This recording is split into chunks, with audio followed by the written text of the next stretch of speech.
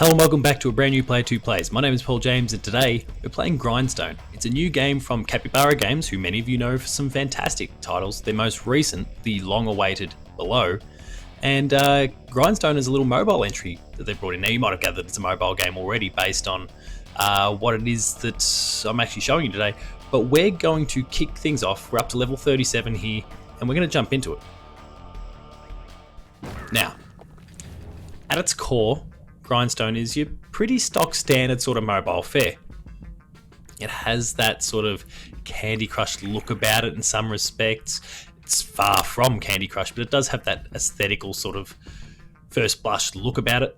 But there's a lot more depth to it. So the whole idea, you can kind of string little combos together of greens or blues or whatever the case may happen, yellows, whatever colors are available, of these little impy monster looking dudes. And the goal is to build a large enough chain, meet the necessary objectives within the level, and then get out through the big door at the top. Now in this particular level, the objective is fairly simple. I've got 4 of these fairly large dudes across the top and the sides there that I need to take out. The number underneath them, the 12, that represents the size of the chain that I actually need to have, the dead enemy chain that I need to have before I can actually take them out. So same sort of idea applies with those little ice blocks there. Now I am going to take out that ice block. I want to just free up the map a little bit more. But you can string the same color together. And the thing about that is that obviously is a constraint of sorts.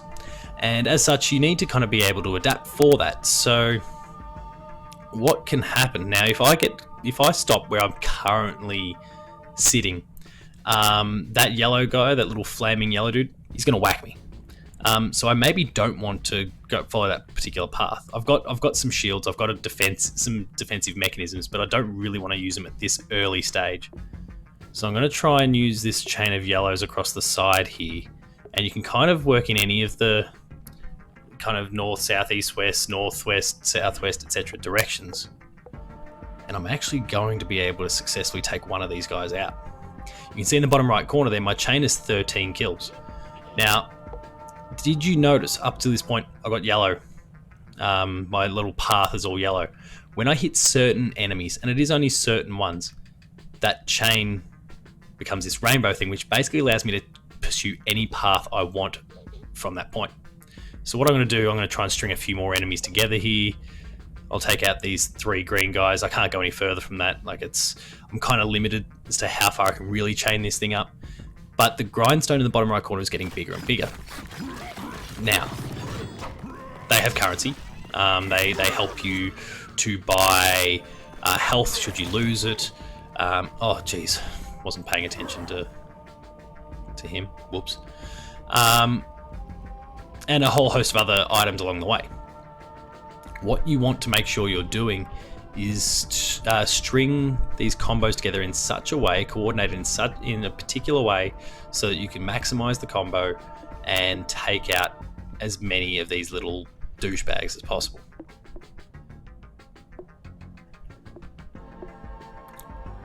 And there's a real knack to it and doing it correctly. Yep, I'm going to get a second one here. There's 3 objectives. So you can see in the top right, I've got that 1 out of 4 there. I've also got those 3 icons underneath it. Now, one of them represents the door. So the door doesn't open until I've taken out, in this case, those 4 heavies. And that's fine. That's not really going to cause me too many headaches at all. At this current rate, I'm tracking pretty well at the moment. The other 2 objectives typically don't emerge until after you've actually opened up the door. And we'll cross that bridge when we come to it. So I'm not going to be able to take anyone out on this turn, I suspect. Oh, actually I will. And it's rainbow again. So let's cash in. The bigger the grindstone, the more currency I get from it after the fact. But also, if I hit the grindstone, as you can see with the one in the bottom right corner, I managed to change the path that I'm pursuing. I'll take out that ice block, string along here. There we go. That's a 29 hit combo there. That's huge. And yet there's still others that I can take out. I just don't have any grindstones or any other enemies that I can actually successfully reach in a way that would allow me to take out the other goon or whatever. So 29 is it, but that's a big combo. And you see me plow through all those guys now. Those guts that they're dropping, and the little ice shards, they're all kind of other forms of currency that can help you upgrade or repair certain items if they get damaged. So you can see in the bottom left corner, for example, my shield. I do have a shield, but I can't use it. I'm out of leading into this particular mission anyway, I was out of the necessary currency that would allow me to repair it. I had the grindstones, plenty of grindstones, hundreds of them, I think. But I didn't have... Oh, hang on, what can we do here? But I didn't have the other items in order to actually get the job done. How can we swing this?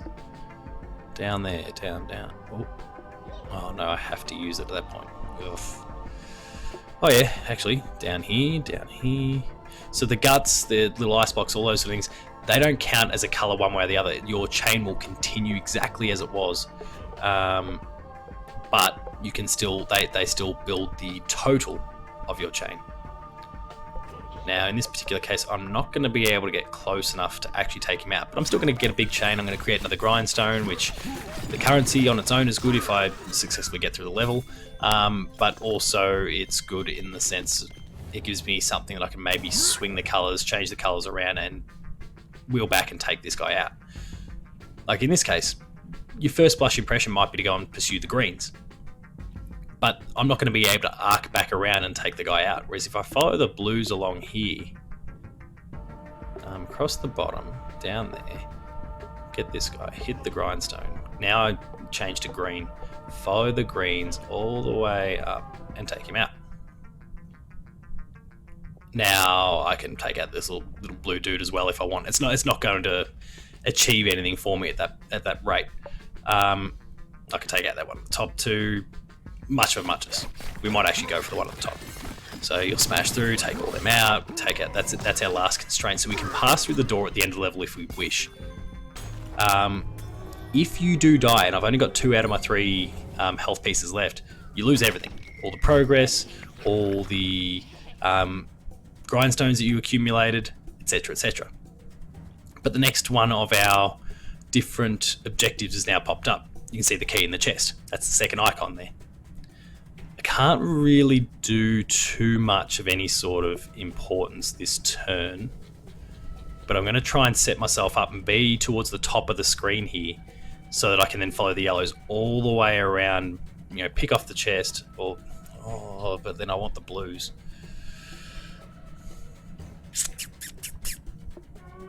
Let's slightly tweak that path down here. Oh, no, down here. No, I want to finish in that bottom left spot. There we go. Because then my goal, what I'm thinking of at this particular point, is that I follow these blue. Now I don't know what's going to happen. These guys that get replaced by the new colors may throw everything into a bit of a spin. Maybe what the little dude up the top does, like his chances are he's gonna steal that grindstone, which might kind of blow up my plans a little bit. But we'll see what happens. It puts me in a position, like I'm versatile at that particular point. I've got a few choices. Yeah, see, look at that.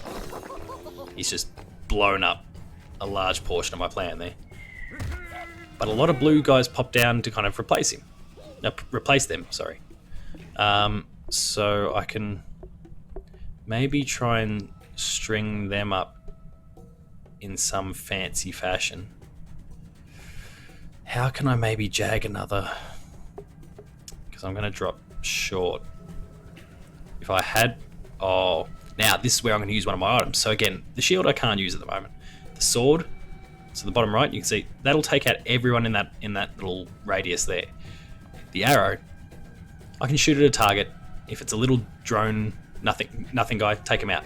In the case of our dude that stole on some of my items, he'll only take 1 health off him, but that is exactly the amount that I need to actually be able to take him out and then continue kind of traveling around. So I'm going to do exactly that.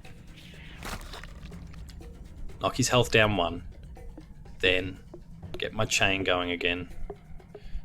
Jag past him, take him out. There we go. Get the... And again, it's rainbow now, so I can change my color if I want. I